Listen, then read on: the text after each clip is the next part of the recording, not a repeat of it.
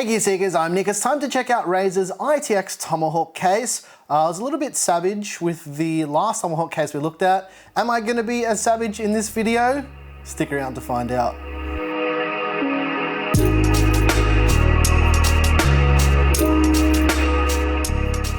If you remember till late last year, we checked out Razer's ATX case, the Tomahawk ATX. This is their ITX variant, although it follows a few of the traits of the original Tomahawk case that we checked out, being that it's based on a Lian Li case. And straight off the bat, I'm gonna make this really apparent and really clear. This case is based on the TU150 from Lian Li as well. However, this has one feature that I think makes it maybe better than the TU150. So with that said, let's pull it apart, take a bit of a look. I'll show you and tell you all about what feature I think makes it better. However, I'm gonna spoil this video from you right from the beginning. The price is not great, it's just not. But yeah, should you get this over the TU150? Let's pull it apart and find out. The side panels of the Tomahawk ITX are magnetic hinged panels, so they just pop off if you pull gently from the bottom, and you should be able to lift them off. However, there are some cases where you actually have to, and this is kind of annoying, some cases do this, but you need to slightly loosen the screws because when they tighten them up in the factory, they kind of flex and it makes it difficult for you to actually pull the glass panels off because you don't want to have these panels on when you're building. So usually you just slightly loosen them up. Although I did just notice this is one continuous bracket, whereas they usually use two brackets. So loosening it on this occasion probably won't make much of a difference whatsoever. I usually recommend just a little bit of lubricant on them if you're going to be pulling it off all the time. But this is very annoying. That required way more force than I needed to remove that. Anyways, we'll pull the backside off as well. Let's see if this one's gonna be as tough.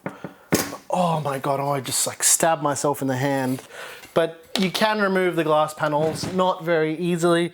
But this is pretty normal with these cases, with these hinges. I always find you have to loosen them, but this is just one solid bracket. I would recommend just putting a little bit of grease on there just so you can slip it up and slip it down. But as you can see here, there's magnets that allow the panel to attach to the case if it's being moved around. However, if you are moving a case like this around, like a fair distance, I would tape it closed or whatever. But anyway, it's not about that. Let's crack on and take a look at some of the other things with this case. Front panel removal is the same as the TU150 as well. It's just got these little latches. You just pop them off and the front basically falls off. It's got this fan filter as well that can be clipped on and clipped off. It doesn't really matter if you decide to use it or not. I would recommend using it. It probably impedes the airflow, which we're going to find out a little bit later anyway. But as you can see here, it's got that RGB controller for the underglow that's in the case and for the front lighting on the case itself, which I can confirm from the get-go is only green. I don't know why they decided to do that, but you know, it's Razer, it's their color, that's what they're gonna do. To connect the lighting to the front panel, it uses these spring-loaded contact points, exactly the same as the Tomahawk ATX as well. From the way that this is actually wired up, it looks like this is supposed to be addressable RGB, and I'm pretty sure they just reused the same one off the LANcool 2 anyway, so yeah. Top panel removal is the same as the TU150 as well. You just pop it up and it lifts off. However, once you're up there, you will notice the first difference with this case compared to the TU150, and that is the cable routing doesn't actually run along the top of the case, and there's no handle on the top of the case either.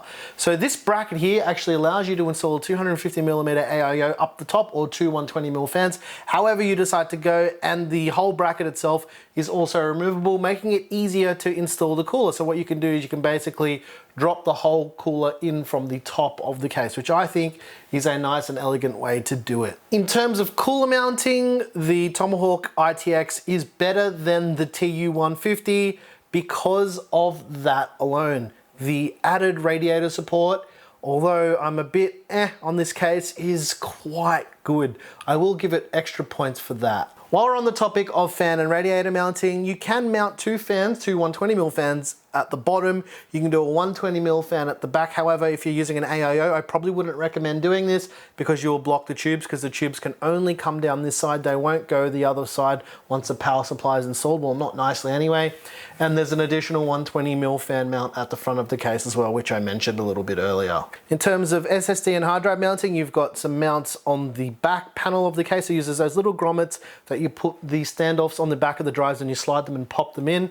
And they also have those mounts on the inside of the bottom, but it's easier just to show you how that works on the outside. So it does use the same. And again, if we wanted to talk fan placement, you can see it's got cutouts for fan screws to pass through from the bottom as well. In terms of power supply support, you can only fit SFX or SFXL inside this bracket here. There's no other options to rotate them or whatnot, because the bracket itself is riveted into the case, so you can't unscrew it, you can't move it. It is how it is, so you're just gonna have to live with it the way it is. Although they probably could have fit an ATX power supply in this case. I don't know why they didn't go that way, but I guess if you're building an ITX system, because I wouldn't classify this as small form factor, that's your only option.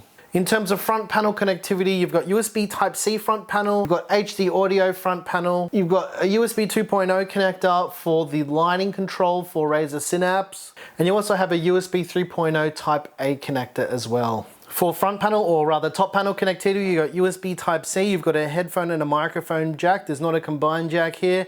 A power button, a reset button, and some USB Type-A ports as well in classic Razer green. In terms of GPU length, you're looking at around about 320mm maximum length. However, if you're using a front fan for intake, you are reducing that by the width of the fan, which is usually 25mm. So I would say, yeah, 320 complete maximum. Obviously, when we build, we will be putting a fan up the front, so we will be reducing the size of our GPU. But yeah, that is the story here. For CPU cooler height support, you're looking at 165mm, basically the same as the TU150 in this regard. The last thing I wanted to mention is the undercase lighting. It's got two RGB strips that connect to the built-in controller for lighting. So in Razer Synapse, you can control the underglow, and it's these two strips here and here along the edge of the case. What I find particularly interesting is you can't change the lighting on the front of the case, which just doesn't make sense to me. Much like the ATX version, but you do have the underglow, which you can basically do anything in Synapse with. So very odd design choices, but I guess it's to do with Razer's branding. Alrighty, that's enough talking. Let's chuck some hardware in it. Let's do a build. Let's test the thermals. Let's see if it's any good. So let's get into it. All right, let's get into it. All right, that's enough talking. Let's chuck some hardware in it. Let's see if it's any good. So let's get into it. Alrighty, that's enough talking. Let's chuck some hardware in it. Let's see if it's any good. So let's get into it.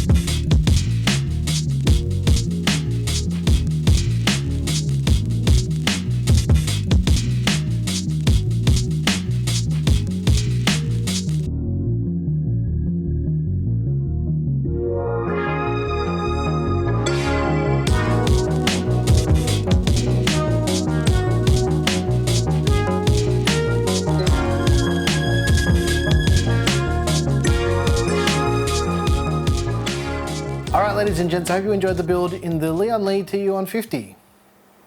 I mean the Razer Tomahawk ITX. All right, let's quickly take a look at the thermals. They're on your screen right now.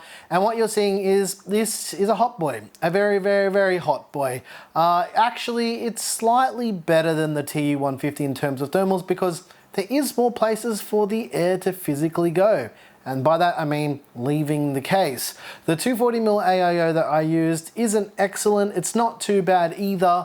But yeah, the CPU, the 3800X, is generally a very, very hot CPU. So not much to report there. Okay, let's chat about the parts. The CPU is the AMD Ryzen 7 3800X. I chose that CPU because it's the only 8-core Ryzen chip I have at the moment to use. So yeah, and I wanted to use an 8-core. The motherboard is the ASRock X570 ITX TB3, the Phantom Gaming one. It's the one with the Intel cooler mounting, and it's got Thunderbolt 3 as well. To cool the 3800X, I used the XPG LEVANTE 240 AIO. It's an Acertech based cooler, so it's actually fairly decent. I don't mind it. And the reason why I actually went with this cooler is because it's the only AIO I have at the moment that actually fits on this board. And as you can see, the chipset fan just sticks out heaps. The IO cover sticks out heaps. The top VRM heatsink sticks out heaps, and on the other side, it smashes the RAM. So this is the only one that I could get to fit properly. I would have changed the board if I had another ITX board at the moment, because the Asus one that I wanted to use, if you guys remember, it died. The voltage regulator on the back exploded and it stunk out our whole house. But yeah, that's actually going to get fixed at the moment. But anyway, let's move on because that's boring. The RAM is 16 gigs of G.Skill Trident Z Royal at 3600 megahertz. I actually used some HyperX memory and then I switched it. You guys wouldn't have seen that bit. I completely cut that out. But yeah, I did actually change it because I decided to use these fans a bit later on as I was doing some other stuff with the build. And yeah, speaking of those fans, they're the brand new Cooler Master MF120 Prismatic. They look quite similar to that RAM, which is why I went with them. I used 4 of them in total. You're probably thinking to yourself, how did I get that rear fan at the back with the AIO at the top? You might have seen some other videos saying that it wasn't possible or that you shouldn't do it. There is a way to do it because, yeah, this is Gear Seekers. We don't mess around with getting tubes to go certain ways. With a 120mm fan, and almost all fans will do this, there's actually quite a bit of gap between the top of the IO cover and the fan, and you can actually push the tubes in behind that so they don't hit the face of the fan. It's better just to have one extra fan at the back for exhaust in this case. I would recommend doing that.